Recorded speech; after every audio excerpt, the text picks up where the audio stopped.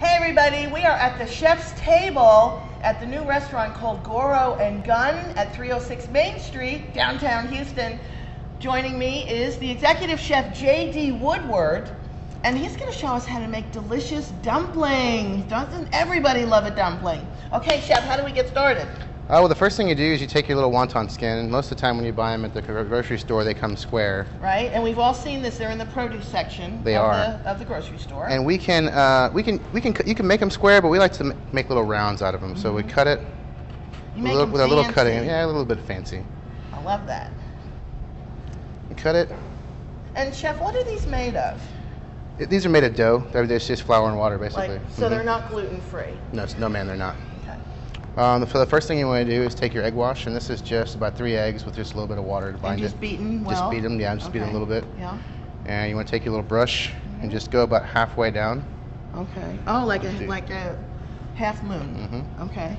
And so we're going to take some meat, and this is ground pork with some aromatics in it. It's got ginger and pickled carrots. So we roll a ball? Roll a little ball. This might be a little bit too big. If you want to do pork, you can take pork sausage and remove it from the casing, or you can use leftover steak or whatever you want, right, chef? Absolutely. Anything you can fit in there, you can make a dumpling out of. And then you're gonna put it right in the middle. Okay. Yes. And so when you pick it up, you want to press it down and seal the top. Okay. So we seal the sides and press that meat down. Oh, so the egg wash is like glue. It's like glue. Okay. It holds it together. Oh, yeah. And then if you want to be fancy, you can just kind of make some crimps in there. Yeah, like Martha Stewart does. Absolutely, yeah. Like a little pie crust. Pretty. It makes it like a little purse. Yes. And then you've got your little dumpling, and it's ready to steam. All right, let me see yours.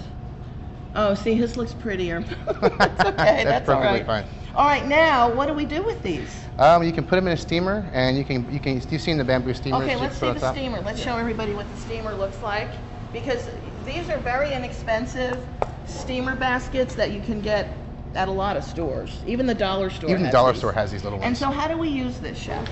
Just put a little bit of spray oil on the bottom, or maybe some deli paper or something like that. That is an excellent chef tip, so everyone. they don't stick. They'll stick otherwise. Yes, right? so spray it with some non-stick spray. Or the other thing you can do is just put a little piece of cabbage on the bottom. Oh, I like that. That's a good one. little piece of cabbage on the bottom. But then, how do we use it? So you just get a pot that it sits on top of with water in it, and bring the water up to a brisk boil, and then put a top on it, and it steams. Okay, so a saucepan of water, and then you put your cabbage leaf, and then you lay your dumplings in, and then be sure to put a top on it because you want it to steam. You're actually going to cook the meat and cook the pasta wrapper together. Yeah. It takes about 15-20 minutes just to make sure it's done. Okay. And then once they're done steaming, then you put them straight into a pan. And so can you show us what that looks like? Once you put them in the pan, you put them in the pan with a little bit of high temp oil so it doesn't smoke. You don't want to use olive oil. Look at that. And they come out nice and brown. Look at how pretty. And so everyone, it's a 2-step cooking process, and this is what I traditionally call a pot sticker, isn't it? It is. It's pot sticker. I mean, gyoza is a Japanese word for dumpling, and so this is just traditionally the way they do it.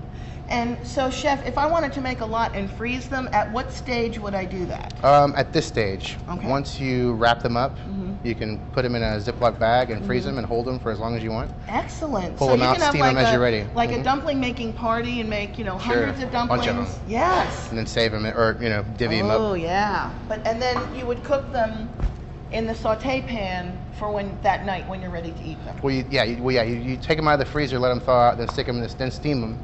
Oh, right. And then put them in the pan. Okay, remember, 2-step cooking, steaming, and then frying them. Okay, let's open one of these to show how delicious it looks on the inside. Let's see. Oh, chef, can you do that for me? Yeah, I got it. Thank you so much. All right, he has, oh, look at that. That looks like a nice little pork meatball. It is. That's delicious looking. Okay, so chef, tell us about this dish while we're here. This is our new vegan dish. It's totally vegan. It's a tofu dish, and so what we did was we took some seasoned flour and made a wet batter out of it, and then we dredged the tofu in it and deep fried it. Can we show what it looks like Sure. inside? To me, I thought it was sweet and sour chicken. Sweet and sour chicken. It kind of looks like that. Okay, but look, it's tofu, everyone. So Look, it's very nice healthy. It's got a lot of different flavors. It's got a lot of fun textures. It's crispy on the outside, and the tofu is soft, of course. Delicious. And then Okay, Chef, thank you so much. I'm sorry we That's have to okay. go. Chef J.D. Woodward, the executive chef at Goro and Gun. This is Cleverly at Goro and Gun on Main Street for Fox 26.